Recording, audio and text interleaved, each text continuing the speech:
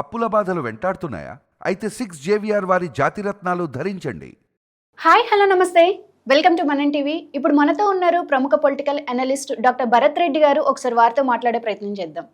నమస్తే సార్. నమస్తే సార్, జగన్మోహన్ రెడ్డి గారు సీఎంగా ఉన్నప్పుడు ఆయన సొంత బాబాయ్ వివేకానంద రెడ్డి గారి హత్య జరిగింది.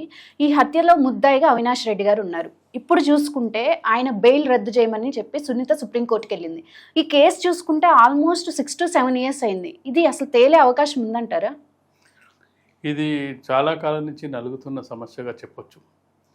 సిబిఐ టేకప్ చేసిన కేసులు కనీసం కోర్టు వరకు వెళ్ళి కోర్టులో కొంత వీగిపోయిన సందర్భాన్ని చూడొచ్చు. కానీ ఇది కోర్టు వరకు కూడా వెళ్లకుండానే అవినాష్ రెడ్డిని అరెస్ట్ చేయాలని చెప్పి చాలాసార్లు సునీత డిమాండ్ చేస్తూ వస్తుంది. ఆ డిమాండ్ సిబిఐ పరిగణించట్లేదు. కొన్ని సందర్భాల్లో అరెస్ట్ చేస్తారనుకున్నప్పుడు ఆయన బెయిల్ తెచ్చుకోవడం జరుగుతుంది. ఎవరైతే ముద్దాయిలుగా ఉన్నారో దస్తగిరి లాంటి వాళ్ళని అరెస్ట్ చేయడం జరిగింది. అతను కొద్ది రోజులు జైల్లో ఉండడం జరిగింది.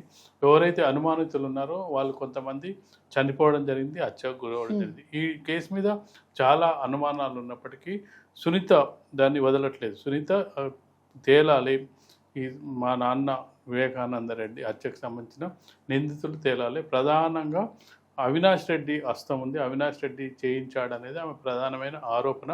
అందుకు సహకరించిన వాళ్ళందరినీ కూడా అరెస్ట్ చేయాలనేది. దాంతోపాటుగా డైరెక్ట్గా జగన్మోహన్ రెడ్డి కూడా లింకులు ఉన్నాయని ఆమె ఆరోపణలు చేసింది. ఆరోపణలకు ఇప్పటివరకు రుజువులు రాకపోయినప్పటికీ అవినాష్ రెడ్డి మీద మాత్రం ఆరోపణలు చేస్తూనే ఉంది. అందుకు సంబంధించి సిబిఐ దర్యాప్తు జరుపుతుంది.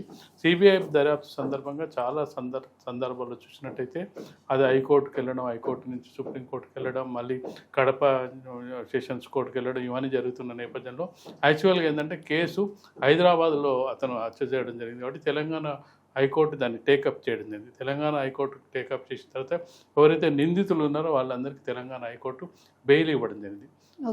బెయిల్ ఇచ్చిన తర్వాత మళ్ళీ సునీత మళ్ళీ సిబిఐ మీదనే ఆమె కోర్టుకు వెళ్ళడం జరిగింది. సిబిఐ వాళ్ళు సరిగా ఎంక్వైరీ చేయట్లేదు, వాళ్ళు పక్షపాతం వహిస్తున్నారు, అవినాష్ రెడ్డి పట్ల వాళ్లకు సరిగా వివరించట్లేదు, అవినాష్ రెడ్డిని కాపాడే ప్రయత్నం చేస్తున్నారు అనేది ఆమె ప్రధానమైన ఆరోపణ. రోజువారీ విచారణ జరిపించి అయినా ఈ కేసును తేల్చాలని చెప్పి గతంలోనే తాను పిటిషన్ వేయడం జరిగింది. ముఖ్యంగా ఇప్పుడు పిటిషన్ ఏంటంటే అవినాష్ రెడ్డితో పాటు కొంతమంది నిందితులు వాళ్ళందరికీ తెలంగాణ హైకోర్టు బెయిల్ ఇచ్చింది. ఆ బెయిల్ను రద్దు చేయాలని చెప్పి ఆమె సుప్రీంకోర్టుకు వెళ్ళడం జరిగింది. అయితే సుప్రీంకోర్టు ఈ సిబిఐని కొన్ని కీలకంగా ప్రశ్నలు అడగడం జరిగింది. మీరు ఈ కేసును క్లోజ్ చేయదలుచుకున్నారా? ఈ కేసు దర్యాప్తు ఇక అనవసరం అని భావిస్తున్నారా? అంటే పూర్తి సమాచారం దాదాపు 2000 పేజీలు 3000 పేజీల వరకు వచ్చిన దర్యాప్తుకు సంబంధించిన పూర్తి సమాచారాన్ని మేము హైకోర్టుకు సుప్రీంకోర్టుకు సమర్పించామని చెప్పి సిబిఐ చెప్తున్న నేపథ్యంలో ఇక కేసుకు దర్యాప్తు అనవసరం అని భావిస్తున్నారా? మాకు క్లారిటీ ఇవ్వండి. అలాగే ఏపీ ప్రభుత్వం ఏర్పడిన తర్వాత చంద్రబాబు నాయుడు ప్రభుత్వం వచ్చిన తర్వాత ఏపీ గవర్నమెంట్ కూడా కడపలో కూడా సెషన్స్ కోర్టులో కేసు వేసింది. దాని మీద ఏం చేయదలుచుకున్నారు? అలాగే మీరు దర్యాప్తును ఎప్పటికి ముగిస్తారు, ఒకేసారి ముగిస్తారా? ఇవన్నీ ప్రశ్నలు సుప్రీంకోర్టు వేయడం జరిగింది. దానికి సిబిఐ ఇప్పుడు ఆన్సర్ చేయాల్సింది. ఈ కేసును త్వరగా ముగించాలని చెప్పి సునీత కూడా కోరుకుంటుంది. ఇది రాజకీయ ప్రేరిత కేసు అని చెప్పి వైసీపీ మొదటి నుంచి కూడా విమర్శలు చేస్తూనే ఉంది. జగన్మోహన్ రెడ్డి సీఎంగా ఉన్న సమయంలోనే ఈ హత్య జరిగింది. సొంత బాబాయ్ హత్య జరిగింది కాబట్టి హత్య జరిగిన సమయంలోనే దాన్ని ఆత్మహత్యగా చిత్రీకరించే ప్రయత్నం చేశారనేది ప్రధానంగా ఆరోపణ వచ్చింది.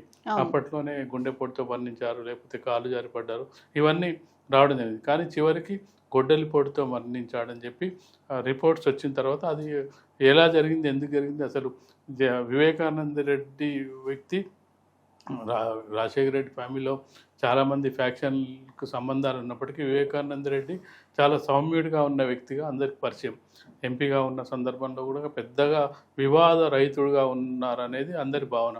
అలాంటి వ్యక్తిని చంపాల్సిన అవసరం ఎవరికుంది అనేది ఇప్పటివరకు తేలలేదు. నిజం చెప్పాలంటే జనరల్గా రాజకీయ కక్షలు ఉంటే వీళ్ళు వాళ్ళని చంపడానికి పూనుకుంటున్నారు, 2 వర్గాలు 2 ఘర్షణలు, వీళ్ళు చంపి ఉండొచ్చు అనేది ఒక వాతావరణం క్రియేట్ అయింది. కానీ వివేకానంద రెడ్డి విషయంలో వివేకానంద రెడ్డికి ఎవరు శత్రువులు ఉన్నారు, ఎందుకు చంపారనే విషయం ఇప్పటి వరకు బయటికి రాలేదు.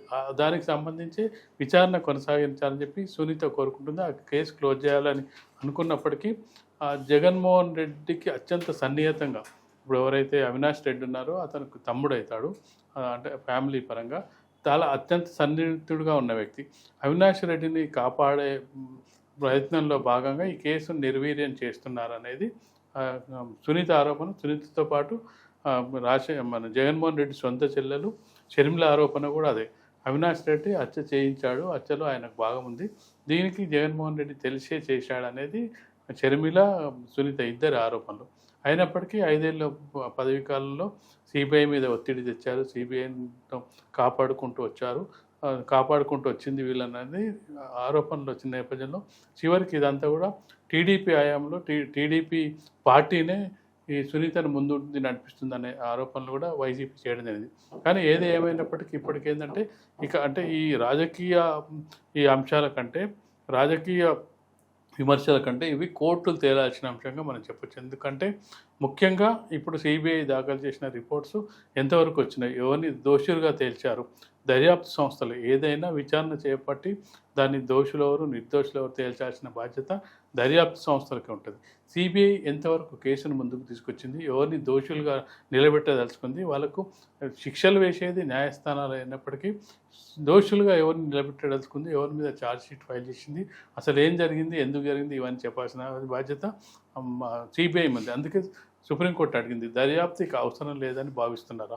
అవసరం లేదని భావించినప్పుడు పూర్తి సమాచారాన్ని ఇచ్చినట్టయితే వాళ్ళు నిర్ణయం తీసుకుంటారు. అవినాష్ రెడ్డిని ఇప్పటివరకు ఎందుకు అరెస్ట్ చేయలేదు, ఆరోపణలు ఎదుర్కొంటారు, ఇవంటి ప్రశ్నలుగా మిగిలిపోయిన సందర్భంగా ఇప్పుడు సుప్రీంకోర్టు ఇచ్చిన ఈ సిబిఐకి ఇచ్చిన వివరణకు మరి సునీత ఏ విధంగా రియాక్ట్ అవుతుందో చూడాలి మరి. Right, thank you sir.